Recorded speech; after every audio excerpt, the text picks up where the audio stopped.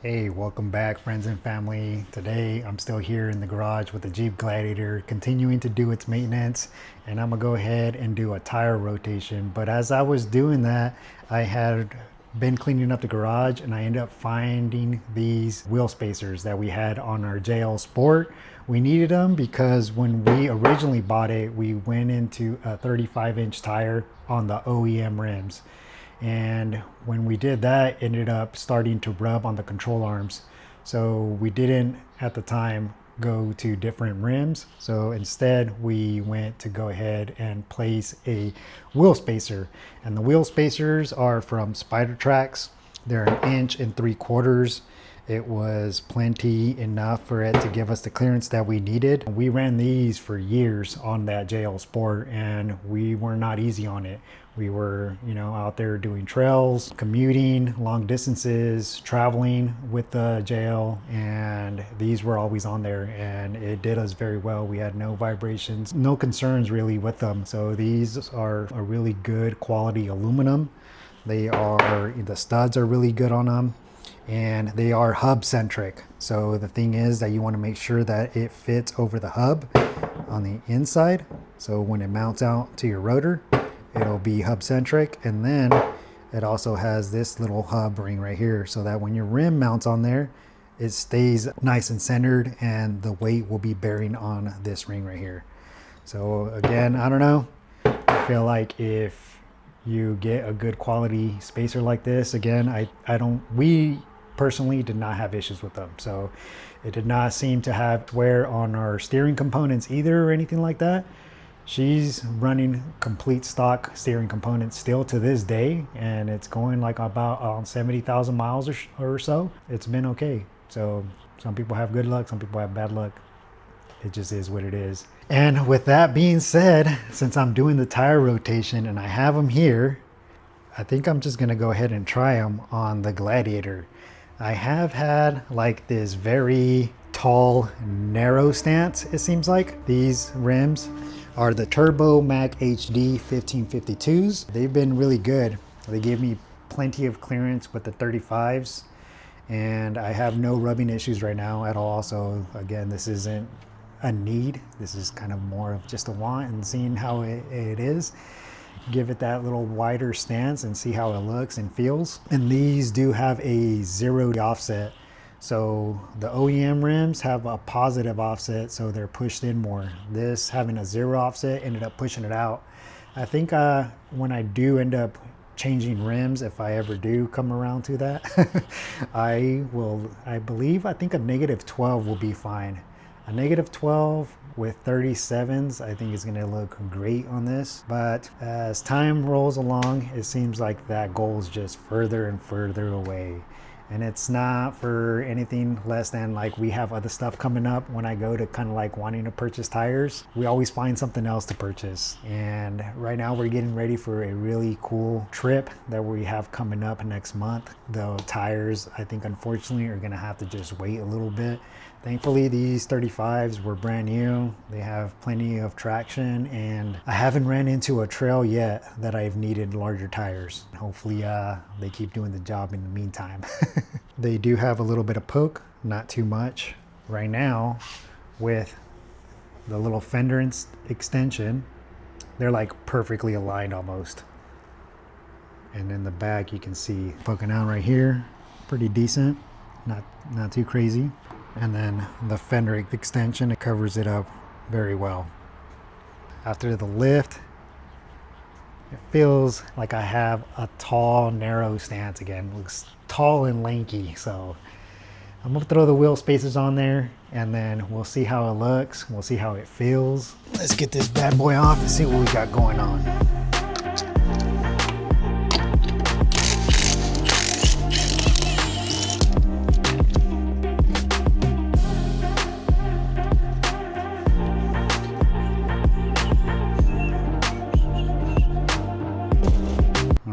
Bring you guys in real close and that way you can see exactly what I'm talking about being hub centric. So as you can see, you're gonna go ahead and mount it in and you can see the little hub actually go into the wheel spacer and then boom.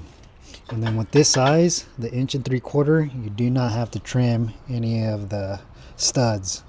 So again, that's why I don't feel too bad about putting these on right now, because I'm not going to make any modifications to the studs. I'm going to go ahead and just bolt these right in. And I'm also going to be putting some red Loctite on the studs.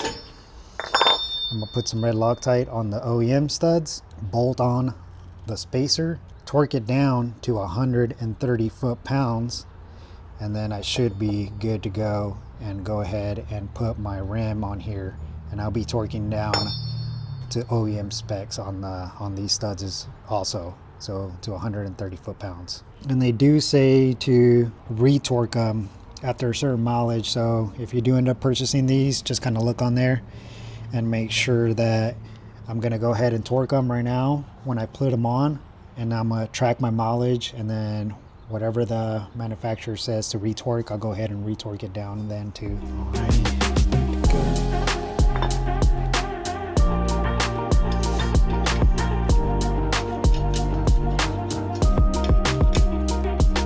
Get that thin wall socket to be able to put it on there. Alrighty, second mistake I made was not getting a deep socket. I thought I had one, a 22 that was long enough here, but it's in my wife's Jeep, so I ended up using a 7/8 and it was able to fit in there nice and firm. So make sure you have a deep, thin walled socket for this.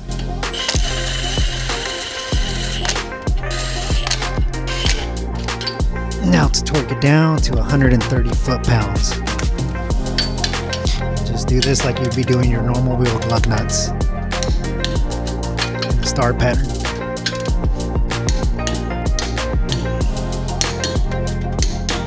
Cool. Again, I'm doing all this while I'm rotating my tires. So I'm gonna go ahead and just push through real quick, and then we'll see how it looks at the end. And as you can see, when I was talking about being hub centric, it's sitting inside that ring, or right outside that ring. The spacer is sitting on the hub, and then the spacer itself has a hub for the rim to sit on, and that way you're good to go. So it's down on the ground. Yeah, you can definitely tell a huge difference, quite a bit more. As you remember, prior to this, it was nice and flush with this guy right here, and you can kind of see it in the front, so that's quite a bit. Let's see how it looks like from this side. Oh yeah. Hopefully that'll give it a nice wide stance that we're looking for. And here's like the front, nothing at all right now. And then you got the rear. All right, and a quick little tip that I was given was to place it in 4-wheel drive, and that way you don't need anybody. You can do it by yourself, and it kind of just locks the axle in place for you to kind of be able to torque those down.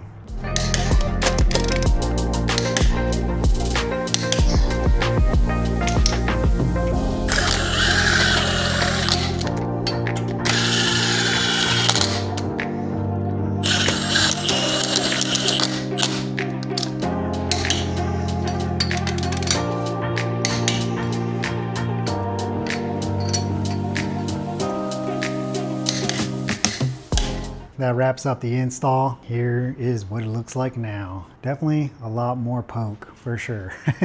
Oh yeah. Let's take a look and see how it looks like from the rear.